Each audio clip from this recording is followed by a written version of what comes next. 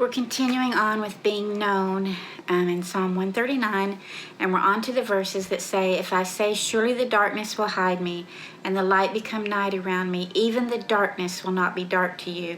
The night will shine like the day, for darkness is as light to you." So being known is what this series is all about, and we're diving further into Psalm 139. So just remember when you've gone on a cave tour.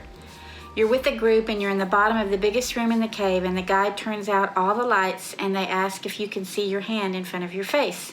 And of course you can't, because it's total darkness. There's no light in the cave at all. And it would be nearly impossible to climb out of that cave if the lights weren't turned back on and we didn't have the guide to navigate us back on the trail.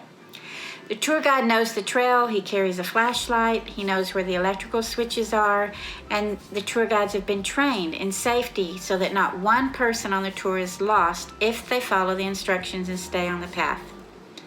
So God, of course, is our life guide, and he created the darkness when he separated the night from the day, and he illuminates every dark sky every night with his switches of stars and the moon, to drive out the darkness so that we can see.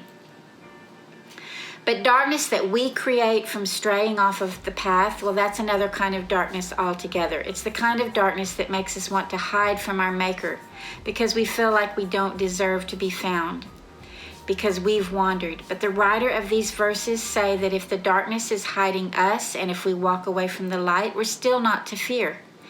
He speaks to God and says, even the darkness will not be dark to you, and the night will shine like the day, because the darkness is as light to you. In 2 Samuel, it says the Lord is our lamp and turns our darkness into light. Job offers hope when he says life will be brighter than the noonday and darkness like morning. Psalm 107 says he brought us out of utter darkness and broke away our chains. And Matthew 4 says the people living in darkness have seen a great light. It's interesting that when Jesus died, darkness fell over the land for several hours. And then in John, we're given a promise that if we follow Jesus, we will never walk in darkness, but have the light of life. So the focus for today is the kind of darkness that we choose to walk in, even after we've walked in the light. And that's referred to in 1 John, where it says, if we hate a brother or sister, we're actually in the dark, even if we claim to be in the light. Darkness has blinded us, and we're walking around in the dark like at the bottom of a cave when the lights have been turned off. So it's actually possible to know the light of the world and yet choose to walk and stumble around in darkness because of hatred in our hearts that causes us to push away the very ones we're called to love. We don't want to be known in that area of our heart. We'd rather leave the light off. And we don't mind no one knowing that we harbor hate, because we can totally stay on the lighted path with the group when we want to. It's embarrassing if we're sitting in the dark and doing something we don't want to be seen, and suddenly the lights come on. Have you ever had that happen? Dating couples grab a kiss when the lights go out.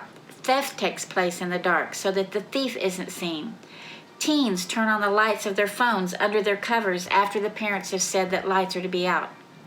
All kinds of disobedience takes place in the darkness, like in the darkness of a cave where we think we're safe and unseen. But this verse says darkness is as light to him. He's the light of the world, and in him is no darkness. And that because we're in him, we have purpose to walk on this path. He does not allow us to sit in darkness. He knows us.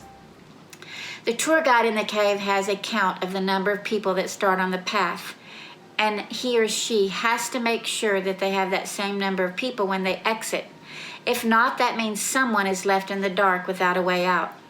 These verses that talk of darkness falling after a time of light can refer to when we veer off course and begin to hide what we've done. And the darkness begins with the heart, and it's often rooted in hatred of another for something they've done or not done. God knows us, and he's called us into his marvelous light, and even when the darkness closes in and envelops us, he calls us aside and rescues us into the light once more. Have you ever heard the song of Silence by Simon and Garfunkel? Hello, darkness, my old friend. In restless dreams I walked alone in the sound of silence. It's a haunting song about the dangers of indifference. And here the writer knows what it was like to fall into dark places and have the giver of light call the darkness light, because the giver has overcome the darkness once and for all. We are known to him as children of the light, and our chains are gone as darkness gives way to the light and hate is replaced with his great love.